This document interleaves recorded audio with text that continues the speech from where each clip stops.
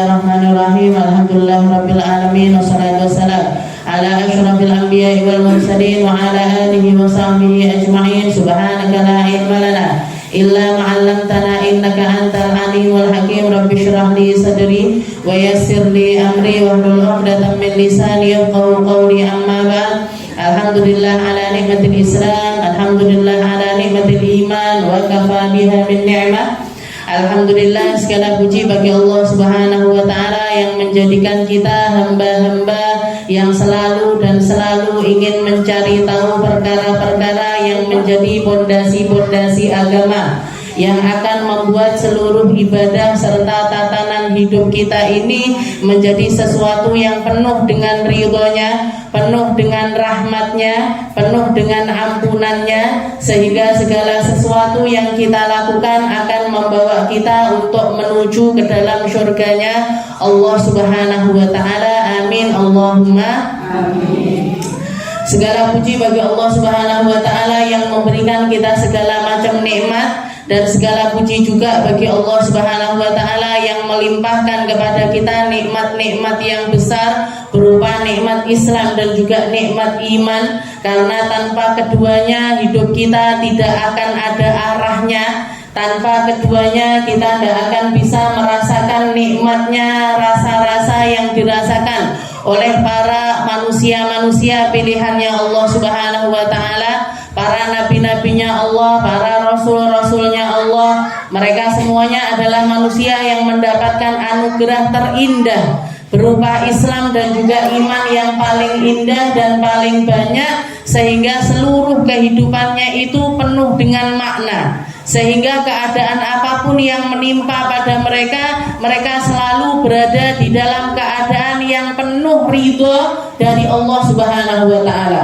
Baik itu dalam keadaan penuh dengan istilahnya mendapatkan kenikmatan duniawi sebanyak mungkin sekalipun, keadaan mereka tidak tergoyahkan dari ridhonya Allah Ta'ala. Sebagaimana Nabiullah Sulaiman, punya harta terbanyak, punya jabatan tertinggi, memiliki rakyat yang patuh dan juga tunduk kepadanya, serta bala tentara yang ada dari segala macam jenis makhluknya, mau itu angin, mau itu awan, mau itu manusia, jin sekalipun, semuanya tunduk kepada perkataannya Nabiullah Sulaiman. Tapi ternyata semua itu tidak membuat beliau ini menjadi manusia yang congkak, tidak membuat beliau menjadi manusia yang merasa dirinya ini penuh dengan kekuatan, tapi tunduk patuh selalu kepada Allah Subhanahu wa ta'ala. Begitu juga ketika seseorang memiliki kepapaan yang luar biasa, sangat istilahnya kemiskinan yang luar biasa. Sebagaimana Nabiullah Isa dikatakan manusia paling zuhud di atas muka bumi ini setelah Nabi Muhammad SAW adalah Nabiullah Isa. Nabi Isa itu belum punya istri, tidak punya rumah, tidak punya harta, tidak punya apapun di dalam kehidupannya, tapi beliau menjadi manusia yang paling abid, yang paling banyak ketundukannya dan kepatuhannya kepada Allah Subhanahu wa ta'ala. Jadi kemiskinan tidak membuat mereka dimurkai oleh Allah Ta'ala dengan keluhan-keluhannya, dengan ketidakterimaannya mereka atas takdir tersebut, tapi mereka memilih untuk bersabar di dalam keadaan itu. Begitu juga ketika mereka dalam keadaan ketinggian harta, sebanyak apapun harta yang mereka miliki, ternyata juga tidak membuat mereka menjadi hamba-hamba yang dimurkai oleh Allah Ta'ala dengan memperlakukan. Jadi mereka memilih untuk bersyukur ketika kaya raya, dan mereka memilih untuk bersabar ketika miskin papa. Begitu juga dalam keadaan sehatnya ataupun sakitnya, mampunya ataupun tidak mampunya, bisanya ataupun tidak bisanya, tertimpa nikmat ataupun tertimpa musibah sekalipun, mereka selalu berada di jalannya Allah Subhanahu wa ta'ala. Dan inilah yang dimaksud dengan zuhud hakiki, zuhud yang sebenarnya. Bab yang sedang kita bahas ini adalah bab warok. Warok itu meninggalkan perkara yang berada di tengah-tengah. oleh Nabi Muhammad sallallahu alaihi wasallam, innal halala bayyin wal haramu bayyin. Sesungguhnya halal itu jelas, haram itu juga jelas. Tapi di antara halal dan haram itu ada perkara-perkara yang dinamakan dengan syubhat. Perkara yang meragukan. Banyak orang yang tidak ngerti tentang perkara tersebut. Katanya Nabi, "Wa manittaqa syubhat faqad istabra'a." Barang siapa yang menjaga diri dari perkara-perkara yang syubhat, maka dia akan terhindar dari murkanya Allah Subhanahu wa taala. Tidak akan mungkin masuk ke dalam perkara yang diharamkan oleh Allah Subhanahu wa taala. Jadi secara fisik itu namanya adalah wara'. Kita meninggalkan perkara-perkara yang jelas-jelas haram, kita tinggalkan. Setelah itu yang meragukan kita juga meninggalkannya, maka orang tersebut adalah seseorang yang menjalani atau sedang menghiasi dirinya dengan sifat wara'. Sedangkan orang yang terus-menerus berjalan dan membiasakan diri untuk terus berada di dalam sifat wara', nanti akan dianugerahi oleh Allah Ta'ala dengan yang namanya sifat zuhud. Zuhud ini apa? Bukan cuman yang meragukan yang ditinggalkan, yang halal sekalipun, kalau hal tersebut bukanlah sesuatu yang membuat mereka ini lebih dekat kepada Allah Ta'ala, ditinggalkan juga. Makan halal, minum halal, tidur halal, ngobrol halal. Tapi selama perkara-perkara yang halal tersebut membuat mereka semakin jauh dari Allah Ta'ala, semakin istilahnya kesempatan di waktu yang sama, ketika mereka melakukan perkara yang halal tapi tidak bikin bertambahnya pahala, mereka lebih memilih untuk meninggalkannya. Itu namanya zuhud. Jadi orang yang jadi terus menerus membiasakan diri di dalam perkara yang wara', berusaha terus tambah baik, nanti ujung-ujungnya mereka akan menjadi orang-orang yang terhiasi dirinya dengan sifat zuhud. Apa itu zuhud? Zuhud itu adalah menginginkan segala sesuatu yang ada pada dirinya atau apapun yang bisa dia lakukan, semuanya hanya untuk Allah Subhanahu wa taala. Itu namanya zuhud. Jadi kalau wara' itu perkara hati ditambah dengan perkara zahir. Perkara batin ditambah dengan perkara zahir. Ini masih meragukan, saya tidak mau. Ini masih meragukan, saya tidak mau. Ini masih meragukan, saya tidak mau. Jadi itu yang namanya wara'. Sedangkan zuhud itu perkaranya seluruhnya tentang perkara hati. Seluruhnya tentang perkara hatinya. Tidurnya karena Allah, bangunnya juga karena Allah. Makannya karena Allah, ndak makannya juga karena Allah. Sedekahnya karena Allah, ndak sedekahnya juga karena Allah. Jadi apapun yang sedang mereka lakukan, mereka menjaganya untuk selalu mendapatkan keridhoannya Allah Ta'ala di atas keridhoannya siapapun, bahkan diri mereka sendiri. Itu yang namanya zuhud. Di sini kan kita masih belajar tentang perkara wara'. Iso wara' sudah bagus sekali Bu di zaman ini. Orang bisa wara' aja itu sudah luar biasa, luar biasa sulit, luar biasa jarang dilakukan sama orang. Kebanyakan manusia memilih untuk sekarang trennya ini melo, sekarang trennya ini melo. Aneh restoran buka baru ikut nimbrung di situ. Yang banyak kan seperti itu. Trennya apa yang lagi ngetren sekarang diikuti. Tidak peduli halal haram, tidak peduli benar tidak benar, tidak peduli diridhoi sama Allah Ta'ala ataupun tidak diridhoi oleh Allah Ta'ala. Tapi ada manusia-manusia yang memilih untuk waspada. Iki koyoke bagus, apa istilahnya, masih meragukan, saya tidak mau ikut-ikutan di situ. Jadi mikir dulu sebelum bertindak, mikir dulu sebelum ngomong, mikir dulu tentang perkara ini nanti akan saya sesali atau tidak. Itu namanya wara'. Tapi kalau zuhud itu sudah tingkatan di mana dia melakukan segalanya hanya untuk Allah Subhanahu wa taala. Nggih, hanya untuk Allah Subhanahu wa taala. Jadi kita belajar warok yo dipelajari, zuhud meskipun istilahnya itu koyoke angel sekali, di sini sangat jauh sekali dari diri kita, tapi setidaknya kita tahu bahwasanya ada manusia-manusia yang melakukan hal yang semacam itu. Nggih. Dan kalau orang sudah meninggalkan yang haram, melakukan yang halal, meninggalkan yang syubhat-syubhat, Allah Ta'ala akan menganugerahkan pada orang tersebut perkara-perkara yang min haitsu la yahtasib, yang dikatakan oleh Allah Ta'ala, barang siapa yang bertakwa kepada Allah Ta'ala fahuwa hasbuh, Allah Ta'ala yang akan mencukupi dirinya. Allah Ta'ala yang akan mencukupi orang tersebut, wa yarzuquhu min haitsu la yahtasib. Ayat yang disebut dengan namanya ayat 1000 dinar.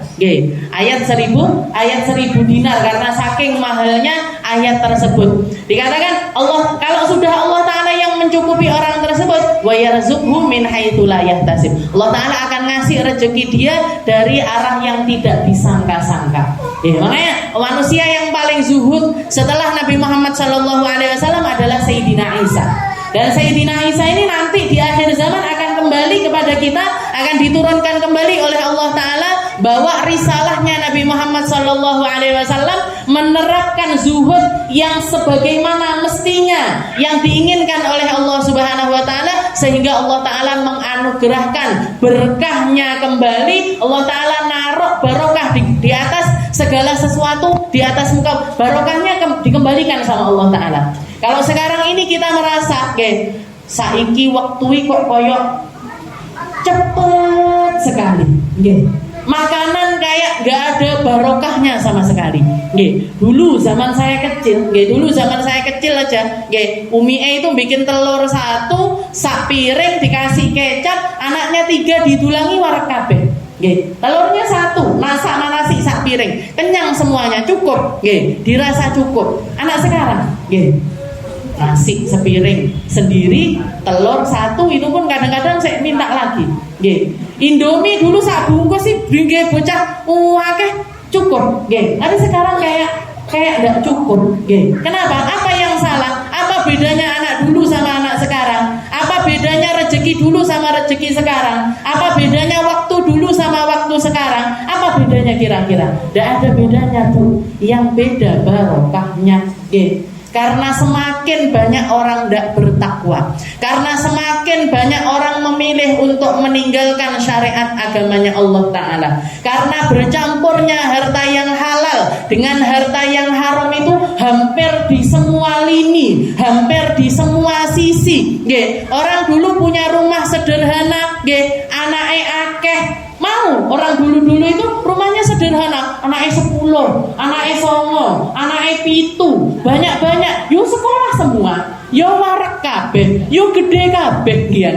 Nggih kan? Anak-anaknya jenengan nggih, yo gede kabeh dipakani sego karo uyah tok, sego karo jelantah tok, yo sehat-sehat, yo ndak enek kena penyakit reno-reno. Nggih. Anak-anak sekarang, anak umur 7 tahun, 8 tahun kena diabetes. Banyak Bu, sampai harus disuntik setiap hari insulin. Anak umur 6 tahun kena diabetes, ini yang dimakan apa? Dulu diabetes itu penyakitnya orang kaya-kaya, makannya nasi, makannya gula banyak dan lain sebagainya. Sekarang enggak, semua orang bisa kena diabetes, bisa kena kolesterol, bisa kena asam urat dan lain sebagainya.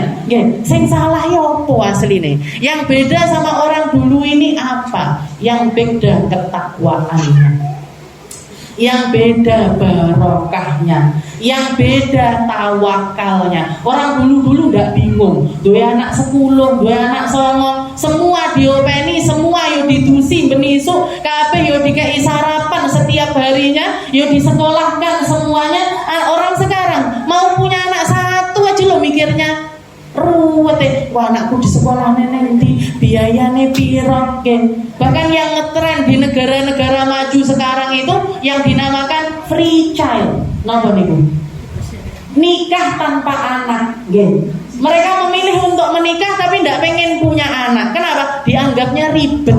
dianggapnya itu beban, dianggapnya itu nanti saya harus kerja lebih untuk biaya. Padahal Allah Ta'ala menjanjikan setiap orang, setiap wa ma min dabbatin fil ardi illa 'alallahi rizquha. Semua makhluk yang ada di atas muka bumi ini bawa rezekinya sendiri-sendiri, punya jatahnya masing-masing, punya jatahnya masing-masing, punya rezekinya sendiri-sendiri, baik rezeki dohir ataupun rezeki batinnya mereka, baik itu rezeki yang harus kita berikan kepada mereka ataupun tanpa kita berikan kepada mereka, semuanya sudah ditanggung sama Allah Ta'ala. Orang punya anak 2, 3 harus koyok biduh banget, kayak gak punya kesempatan lagi untuk ngapa-ngapain, kayak beban hidupnya itu luar biasa besar. Apa ini yang salah? Ini apa? Takwanya. Yang salah ini apa? Barokahnya dicabut sama Allah Ta'ala saking banyaknya kerusakan yang terjadi di atas muka bumi. Saking banyaknya kerusakan, saking tidak masuk akalnya maksiat yang terjadi di masa sekarang ini. Zaman dulu tidak enek bu, ceritane orang perempuan jatuh cinta sama perempuan, pengen nikah sesama perempuan, laki-laki pengen nikah sama laki-laki yang lainnya, laki-laki yang mengatakan saya ini perempuan yang terjebak di badannya laki-laki, ataupun seorang perempuan yang mengatakan saya ini laki-laki yang terjebak di badannya seorang perempuan. Tidak ada bu, tidak ada yang nyalai kodratnya Allah Ta'ala, nerimo dengan semua takdir yang Allah Ta'ala berikan kepada mereka. Mikirnya tidak aneh-aneh, mikirnya simpel sekali, tapi penuh dengan ketakwaan kepada Allah Ta'ala.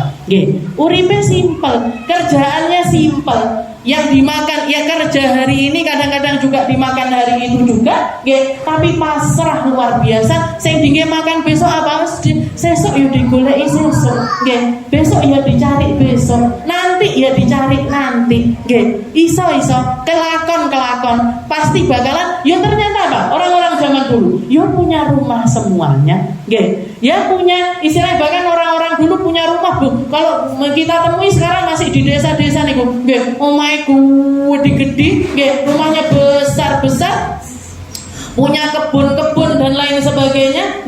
Uripe niku simpel, ayem, tentrem. Nggak kayak orang sekarang. Nggak kayak orang sekarang. Dari pagi sampai malam kerja terus.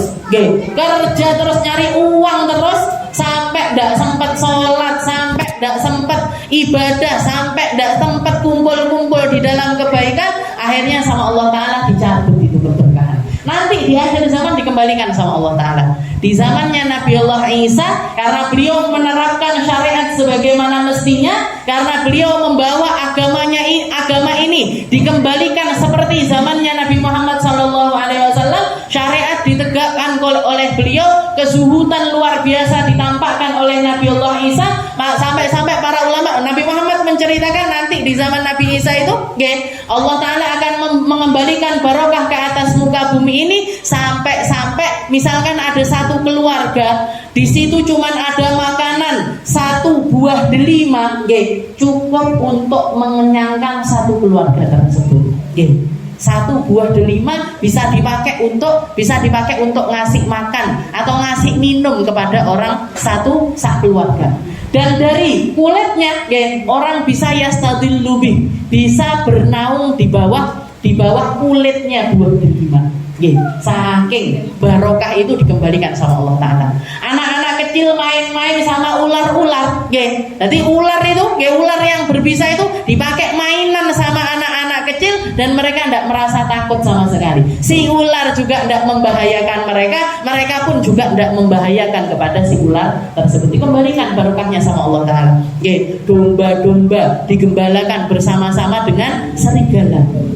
Saking indahnya zaman itu, tapi jangan melek apa ndak urip ning gone zamane Nabi Isa. Mboten usah Berarti kalau hidup di zamannya Nabi Isa berarti wis neng pucuke zaman. Berarti sudah berada di ujungnya zaman.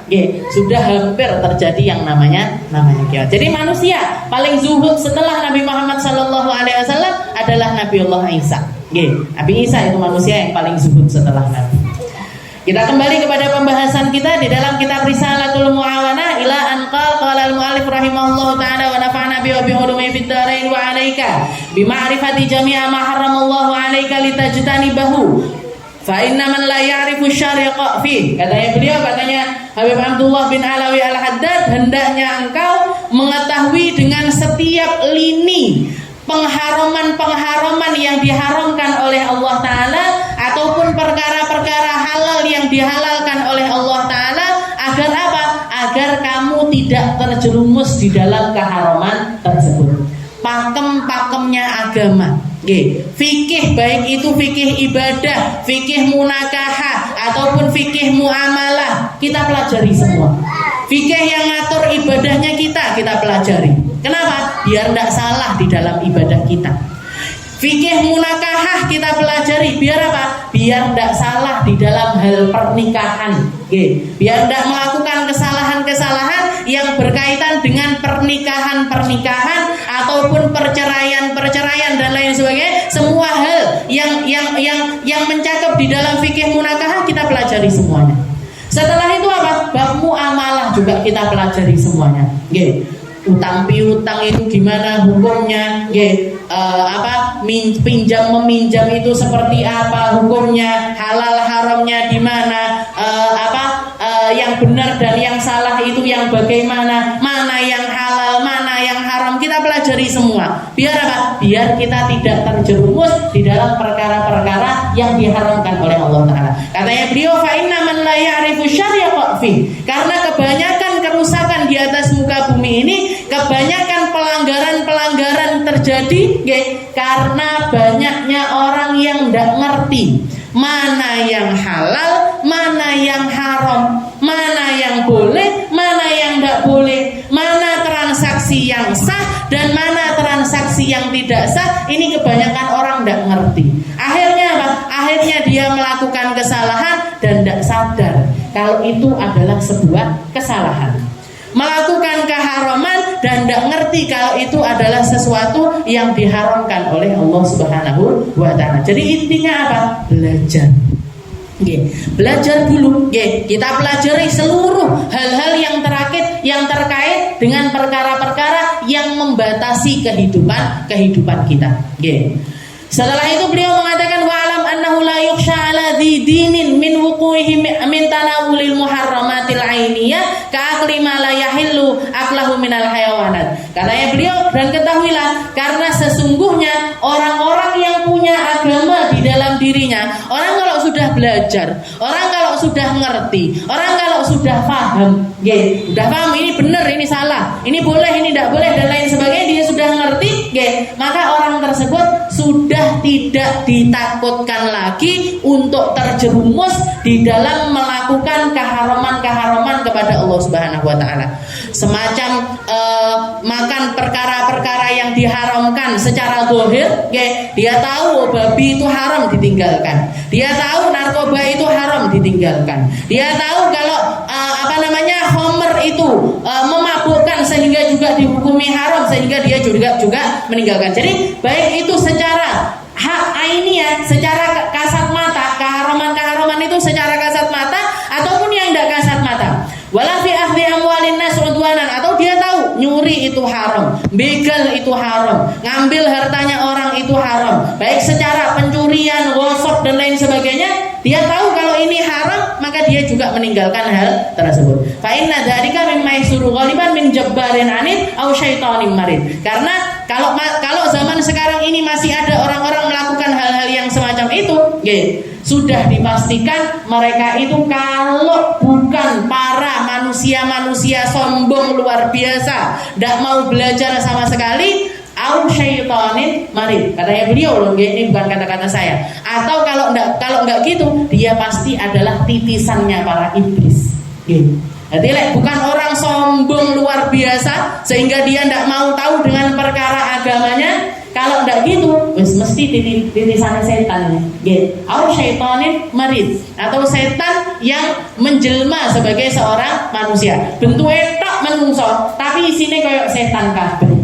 Kenapa? Karena tidak peduli, makan haramkah, makan halalkah, benarkah, salahkah, dosakah, Enggak kan? Ini mesti kalau mereka bentuknya manusia, salah satu dari dua jenis ini. Kalau bukan manusia sombong pongah semacam Fir'aun, Namrud dan sebangsanya, kalau enggak gitu, yo tipisane setan. Setan yang ada. Jadi fisiknya aja dia manusia, tapi dalamnya, cara berpikirnya setan, cara melihatnya setan, cara kerentek hatinya, kerentek hatinya setan. Semuanya yang dia jalani adalah perkara-perkara yang menyalahi aturannya Allah Subhanahu wa Ta'ala. Katanya beliau, ini kalau masih ada orang yang melakukan keburukan, kalau sudah tahu secara dohir itu adalah sesuatu yang haram, tapi dia masih melakukannya, mesti salah satu dari jenis dua manusia ini. Selain itu, kalau orang-orang yang mau belajar atau orang-orang yang sudah belajar, orang yang ngerti tentang halal haram dan lain sebagainya, dia masih bisa kepleset di dalam perkara yang syubhat, perkara yang meragukan itu. Di beliau wa inna ma dakhala al-ishtibahu ala ahli din min haitsu ihmalihimun nadhar fi thalathati umur. Kalau ada orang-orang dari golongan orang yang beragama, biasanya keplesetnya di dalam perkara yang meragukan ini karena cerobohnya dia di dalam salah satu dari tiga hal. Tiga hal yang perlu kita waspadai. Al-awwal tarkut taftish fi maudhihi wa bayanu dzalika anna an-nas yanqasimuna binisbati ilaika thalathatu ashkhas. Katanya beliau, hal pertama adalah karena mereka ini memilih untuk tidak taftish, tidak teliti, di dalam perkara yang nyampe pada dirinya atau perkara yang dikonsumsi oleh dirinya, dia tidak meneliti dahulu, dari mana asalnya.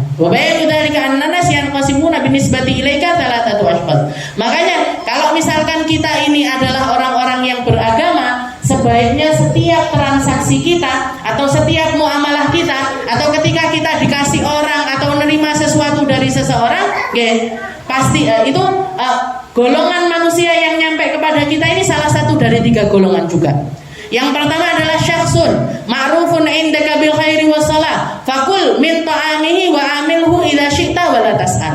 Katanya beliau adalah yang pertama, ketika kita bermuamalah sama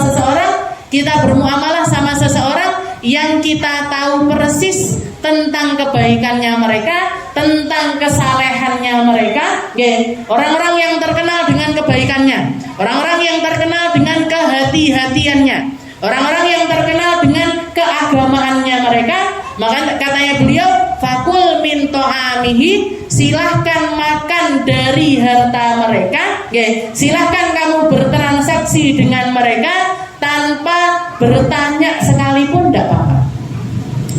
Jadi golongan pertama, kalau kita mau muamalah sama orang, kita muamalah kalau kita bermuamalah sama orang-orang yang kita tahu persis kebaikannya mereka, maka silahkan muamalah sama mereka walaupun tanpa nanya dulu pun tidak apa-apa. Jangan dikasih hadiah misalkan, atau dikasih berkatan, atau orang tersebut mau melakukan istilahnya mau transaksi, misalkan jenengan punya dagangan sesuatu, orang ini tadi, orang baik ini tadi pengen kerjasama sama jenengan, pengen kerjasama sama jenengan, maka silahkan, walaupun tidak nanya dulu, silahkan. Walaupun tidak nanya, tapi orangnya sudah terkenal dengan kebaikannya.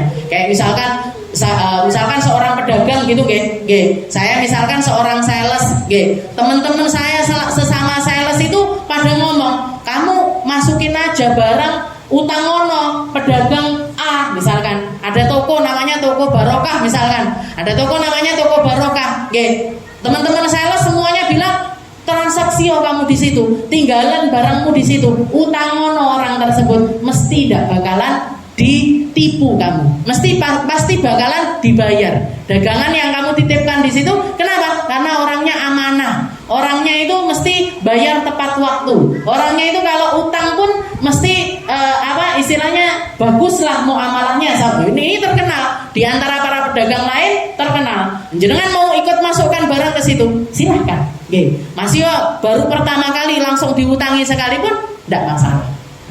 Jadi kalau kita mau muamalah sama orang, kalau orangnya ini orang yang terkenal dengan kebaikannya, terkenal dengan kehati-hatiannya dalam setiap muamalah, silahkan ambil dari mereka atau transaksi dengan mereka tanpa nanya sekalipun, tidak apa-apa. Mereka ngasih jenengan hadiah, tidak usah tekok, kita kok duit apa ini? Ini dari harta halal apa harta haram? Loro hati ya dari orangnya, gitu. Nah, jadi kalau orang-orang yang sudah terkenal kebaikannya, silahkan makan dari mereka, silahkan ambil perkara dari mereka tanpa nanya sekalipun, tidak apa-apa. Tapi kalau orang yang kedua, wasani syakhsun majhulun indaka wala ta'rifuhu bi khair wala bi syarr. Yang kedua adalah golongan orang yang kita nggak ngerti tentang mereka, majhul. Majhul itu orang yang nggak terkenal kebaikannya. Tapi kita juga nggak ngerti tentang keburukannya. Kita nggak ngerti tentang keburukannya mereka. Kita nggak tahu baiknya mereka. Kita juga nggak ngerti tentang keburukannya mereka. Maka katanya beliau, faida arata an tu'amil hadza au taqbal hadiyatahu faminal wara'i antas'al. Kalau kamu tidak tahu tentang mereka, baik buruknya mereka, mau muamalah sama mereka, maka sebaiknya tanya-tanya dulu. Tanya-tanya dulu. Ki wonge piye, amanah apa ndak? Ini orangnya gimana? Suka nipu apa ndak? Ini orangnya gimana? Kerjaannya apa? Halal apa enggak? Kerjanya baik apa enggak? Jadi kita nanya-nanya dulu. Mau ngambil hadiah dari mereka, dikasih sesuatu sama mereka, ataupun mau muamalah apapun sama mereka, kita tanya-tanya dulu. Kenapa? Karena kita belum tahu dia ini orang yang seperti apa. Walakin birifkin, tapi katanya beliau, kalau nanya pun nanya dengan pelan-pelan. Birifkin. Hatta inna kalau arafta annahu yankasiru qalbuhu lidzalika kana sukut afdal. Bahkan kalau misalkan kamu tahu kalau kamu nanyakan tentang perkara tersebut kepada mereka berpotensi untuk nyakiti hatinya mereka, maka diam itu lebih baik. Jadi kalau untuk golongan kedua, kita lihat-lihat. Orangnya kayaknya ngomongnya ceplas-ceplos kok. Insya Allah kalau saya tanya dengan lemah lembut, dia tidak bakalan sakit hati. Maka silahkan tanyakan. Jenengan kerjanya apa? Jenengan kerja di mana? Penghasilannya apa? Jangan-jangan dia orang yang ternyata kerjaannya haram, atau kerjaannya itu campur antara yang baik dan yang tidak baik. Jadi kita tanya tapi dengan lembut, dengan lemah lembut. Dan kalau kita lihat ada potensi nyakiti hatinya mereka, fasukutu abdul. Maka diam atau nyari tahu dalam diam itu lebih baik. Tidak nanya langsung sama orangnya, tapi nanya sama orang-orang sekitarnya. Tetangga kita, misalkan ada orang baru, tetangga kita baru pindah rumah di sebelahnya kita, ngasih jenengan hadiah, jenengan masih nggak ngerti ini kerjaannya dia apa, penghasilannya itu dari mana, tapi jenengan nggak enak, nggak tekok, jenengan kerjanya apa mbak, kerja di mana, nggak enak, kita nanya sama orang sekitar, tetangga yang lain, aslinya kerjanya apa tuh mbak kui, atau bapak itu kerjanya di mana, oh kerjanya dagang kok di toko mana gitu, oh berarti aman. Jangan ambil hadiah dari dia teratur misalkan ngasih sesuatu, jangan ambil, nggak apa-apa. Jadi tapi dilihat ini orang yang kita nggak ngerti antara kebaikan atau keburukannya ini tadi, kita muamalahnya dengan cara semacam itu, delok. Kalau sekiranya tidak sakit hati kita tanya, kalau sekiranya sakit hati, diem nyari tahu dari tempat yang lain. Dan yang ketiga, wasalis syakhsun ma'rufun indaka bidzulm kalladhi yu'amil birriba wa yujazif fi bai'i wa shira'i wa la yubali min ayyi jihatin yasilu ilaihil mal. Kalau golongan ketiga ini golongan orang-orang yang kita tahu persis bahwasanya dia itu adalah orang yang dolim, kerjaannya tidak benar. Kerjaannya itu tidak benar, kerjaannya itu campur sama riba misalkan, atau kerjaannya itu maaf misalkan seorang pelacur atau pejabat yang senengane korupsi, atau orang-orang petinggi yang sukanya itu ngambil hartanya orang, pungli dan lain sebagainya. Orang ini terkenal dengan tabiatnya yang semacam itu. Dengan tabiatnya yang semacam itu dia tidak peduli peduli. Dari mana harta yang nyampe pada dirinya ini dia tidak peduli, maka kata beliau, fayambaghi alla tu'amil hada ra'san. Maka janganlah kamu ngambil apapun dari orang tersebut atau bermuamalah dengan muamalah yang besar sama orang itu. Kenapa? Karena kamu sudah tahu keburukannya, kamu muamalah sama dia, maka resiko ditanggung sendiri. Sudah tahu tukang nipu, jenengan muamalah sama dia, akhirnya ditipu. Salah nggak Bapak? Salah itu. Sudah tahu terkenal tukang nipu, sudah tahu terkenal kalau utang tidak pernah dibayar, sudah tahu kalau sukanya itu ngambilin hartanya orang tanpa peduli halal haramnya. Jenengan muamalah sama dia, nitipkan barang sama dia, tahu dijadikan ketuane arisan, akhirnya dikemplang hartanya diambil semuanya. Ya salah dia. Sudah tahu kalau dia orang yang tidak amanah, sudah tahu kalau dia itu orang yang tidak peduli halal haram, jenengan muamalah sama mereka, baik itu muamalah memberi ataupun muamalah menerima, resiko ditanggung sendiri. Dan lebih-lebih kalau nerima, lebih-lebih kalau kita dikasih sesuatu sama orang itu, baik itu misalkan ngasihnya misalkan baju, atau ngasihnya misalkan kerudung, atau misalkan ngasihnya kaos kaki dan lain sebagainya, lebih baiknya atau sebaiknya kita sangat berhati-hati di dalam perkara tersebut. Kenapa? Karena dia orang yang ketahuan semacam. Wa in kana la budda faqaddimit taftish was su'al. Kalaupun memang harus nerima sekalipun, terima dengan menanyakan apa adanya, ini harta dari mana? Ini hadiah dari mana? Nolak orang-orang semacam itu lebih baik sebenarnya. Kayak di zaman dulu ada orang yang terkenal kebaikan min ahlil khair, ada seseorang yang terkenal dengan kezuhudannya, orang yang terkenal dengan kebaikannya, ketemu sama orang ahli dunia, ketemu sama orang macam ini yang nggak peduli halal haram, ditabrak kabeh, orang itu muji orang soleh ini, dipuji, orang soleh itu dipuji, ma'azhadaka, kamu itu benar-benar orang yang zuhud sekali ya, dipuji dengan kata-kata kamu itu benar-benar orang yang zuhud sekali. Dijawab sama orang baik ini, anta azhad minni, kamu itu lebih zuhud dari saya, kamu itu lebih baik daripada saya. Loh, kok bisa? Padahal saya ini orang yang kayak gini, istilahnya ngambil harta dari mana-mana, tidak peduli halal haram dan lain sebagainya. Kok bisa kamu bilang saya itu lebih zuhud daripada dirimu? Katanya orang baik ini mengatakan, ana azhad fil qalil, saya zuhud di dalam perkara yang kecil-kecil. Ada orang punya mobil, saya tidak pengen mobilnya dia. Ada orang punya rumah, saya tidak ngereken mau orang punya rumah apa enggak. Orang punya gaji besar, saya tidak peduli orang punya gaji besar atau tidak. Orang mau punya kenikmatan dalam bentuk apapun, selama masih di atas muka bumi ini, saya tidak peduli kepada mereka. Dan yang saya zuhuti ini, yang saya tolak ini adalah perkara-perkara yang kecil. Kenapa kok perkara yang kecil? Karena semuanya nanti akan diambil sama Allah Ta'ala. Karena semuanya nanti ada masa waktunya. Karena semuanya nanti juga bakalan kita tinggalkan pada waktunya. Lek ajale wis teko ditinggal kabeh. Maka saya nganggep yang saya tinggalkan ini perkara-perkara kecil. Sedangkan kamu, yang kamu tinggalkan adalah perkara besar. Yang kamu tinggalkan surga. Yang kamu tinggalkan adalah suksesnya kamu di dalam melewati siratnya Allah Ta'ala. Yang kamu relakan adalah penerimaan bukumu dengan tangan kananmu. Yang kamu tinggalkan adalah Allah Ta'ala dan juga Rasulnya. Maka kamu jauh lebih zuhud dibandingkan saya. Yang saya zuhudi atau yang saya tinggalkan adalah perkara dunia, sedangkan yang kamu tinggalkan adalah perkara akhirat. Langsung kena mental orangnya, langsung mak jelek. Jadi orang-orang yang semacam itu, orang-orang yang buruk-buruk, istilahnya orang-orang yang bergelimang di dalam keburukannya, bahkan mereka sebagian besar di antara mereka bangga dengan keburukan-keburukan tersebut.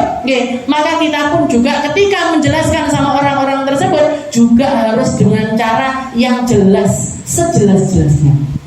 Makanya saya kalau ngelihat ada ulama-ulama kita yang ngomongnya itu tes, yang kadang-kadang pakai kata-kata yang kasar, pakai kata-kata yang tinggi, pakai kata-kata yang istilahnya orang kalau ngomong itu, orang kalau denger itu mesti loro hati dan lain sebagainya. Saya nganggapnya apa? Memang perlu kita sama ulama-ulama yang semacam itu, semacam Habib Rizik perlu, semacam Habib Bahar perlu, jadi nggak semuanya harus lemah lembut, harus dari satu kajian ke kajian yang lainnya, harus ada yang berani demo di diskotik, harus ada yang berani untuk membubarkan para pezina, harus ada, Bu. Kenapa? Karena orang-orang semacam itu, orang-orang semacam itu yang perutnya sudah penuh dengan perkara-perkara yang haram, diomongi kate omongan halus, ndak kondan, harus dengan kata-kata yang kasar.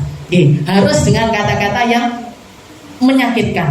Harus dengan kata-kata yang menyakitkan. Jadi istilahnya gini, kalau saya mandang semua orang, mandang semua ulama atau semua dai, semua punya porsinya masing-masing di dalam berdakwah. Perlu ulama yang lemah lembut, kita perlu. Ulama yang keras luar biasa, kita juga perlu. Ulama yang amar ma'ruf kita perlu, yang nahi mungkar kita juga perlu, yang ngajak sholawatan perlu, yang bubarkan tukang sabun ayam juga perlu. Perlu kabeh, Bu, perlu semuanya. Makanya kita selalu minta, kita doa sama Allah Ta'ala, diperbanyak orang-orang yang semacam itu. Sing lembut kita minta yang banyak, yang keras juga kita minta yang banyak. Kenapa? Karena di tangan-tangan mereka perubahan-perubahan umat ini akan terjadi. Perubahan-perubahan umat ini untuk kembali di jalannya Allah Ta'ala itu dengan berbagai macam caranya. Bahkan pakai sepak bola pun bisa terjadi, toh? Yang sekarang ini di Qatar nih, mereka dakwahnya cuma lewat ngasih hadiah, nunjukkan keramahan, nunjukkan senyum-senyumnya mereka. Dikatakan ada 1.000 orang lebih masuk ke dalam agama Islam. 1.000 orang lebih. Awake piro sing di Islam nih? Karena pengajiannya kita. Ternyata mereka dengan sepak bolanya mereka mengislamkan ribuan orang. Ngasih pemahaman, bukakan tentang perkara Islam ini, dibuka semampu mereka untuk membukanya. Di tiap jalan-jalan dikasih tulisan-tulisan hadis-hadisnya Nabi Muhammad SAW. Kalau ada orang di hotel selalu disuruh ada barcode. Orang kalau nyeklikkan, istilahnya ngeklik di situ, bisa langsung keluar informasi-informasi yang benar tentang ajaran-ajaran agama Islam. Jadi di semua lini, makanya saya sering katakan kepada jenengan, nyelatui mesti salah. Ngomong nggak baik itu, nyaci orang secara personal itu selalu salah. Ndak enek apike, ndak ada bagusnya sama sekali. Kita syukuri setiap kali ada orang melakukan kebaikan-kebaikan, setiap kali ada kumpulan kebaikan, sekecil apapun kebaikan yang mampu mereka gerakan, yang mampu mereka bikin, jenengan dukung. Kalau ndak bisa dukung, ndak usah nyelatu, ndak usah ngelok nih, ndak usah ngomentari, ndak usah nyinyir, ndak usah nyinyir, karena orang nyinyiri mesti salah. Salahnya dhisik dhewe mesti. Salahnya mesti nomor 1. Wa in kana la budda faqaddimi taftish wa su'al wa hadha kulluhu minal wara' hatta ta'lam anna al-halal fi yadihi nadir aziz fa inda dzalika yajib 'alaika al-ihtiraz. Nah, dikatakan sama beliau, ini semuanya adalah bentuk kehati-hatian kita. Kalau kita muamalah sama orang pertama yang terkenal dengan kebaikannya, tidak usah nanya, tidak apa-apa. Kalau orang yang kita tidak tahu dia baik apa tidak baik, maka kita cari tahu itu lebih baik, dan nyari tahunya ini kalau nanya secara langsung, misalkan berpotensi nyakiti hatinya dia, kita cari tahu tanpa menyakiti hati mereka. Sedangkan golongan ketiga yang terkenal dengan keburukannya mereka, hindari muamalah sama mereka, tidak usah nerima apapun dari mereka, hadiah apapun dari orang-orang tersebut. Termasuk juga kalau misalkan mau mulai kampanye presiden, kalau jenengan dikasih uang 500.000 kah, 200.000 kah, 300.000, 10.000, 20.000, ambil ndak apa-apa, ngambilnya ndak apa-apa, tapi jangan sampai masuk ke perut kita. Ngambilnya tok nyampe pakai di tangan enggak apa-apa. Tapi habis itu kita pakai untuk apa tuku tanaman apa piye apa pokoknya jangan dipakai, jangan sampai masuk ke perut kita. Karena mereka ya orang-orang semacam itu orang yang paling jelas belum punya jabatan aja sudah melakukan perkara yang diharamkan sama Allah Ta'ala gitu. Ar-rashi wal murtashi finnar, katanya Allah Ta'ala, yang nyuap sama yang menerima suap. Menerima yo salah Kak, yo aslinya nggih salah nggih. Tapi hartanya orang-orang kayak gitu itu kita juga perlu ngasih pelajaran sama orang-orang yang semacam itu, ben rugi sarugi-rugine dan jangan jenengan coblos namanya. Nggih, dijikok, tinggi apa, tinggi apa namanya? Apa di gua apa piye nggak apa-apa. Istilahnya jangan diterima hartanya mereka, tapi kita kasih pelajaran kepada mereka biar istilahnya ya rugi duit, ya rugi tenaga, ya rugi barang-barang. Dan tidak usah dicoblos namanya mereka. Wa hadza kulluhu min al-wara hatta ta'lam anna al-halal fi yadihi nadir aziz fa inda dzalika yajib 'alaika al-ihtiraz. Dan kalau kita sudah tahu persis ini orang kerjaannya semuanya haram, maka hindari mereka sejauh mungkin. Tidak usah ngambil apapun dari orang tersebut, tidak usah melakukan aktivitas keuangan apapun yang bikin harta kita tercampur sama mereka ataupun harta mereka masuk kepada diri kita, jangan. Walaupun cuma sekedar apa niku?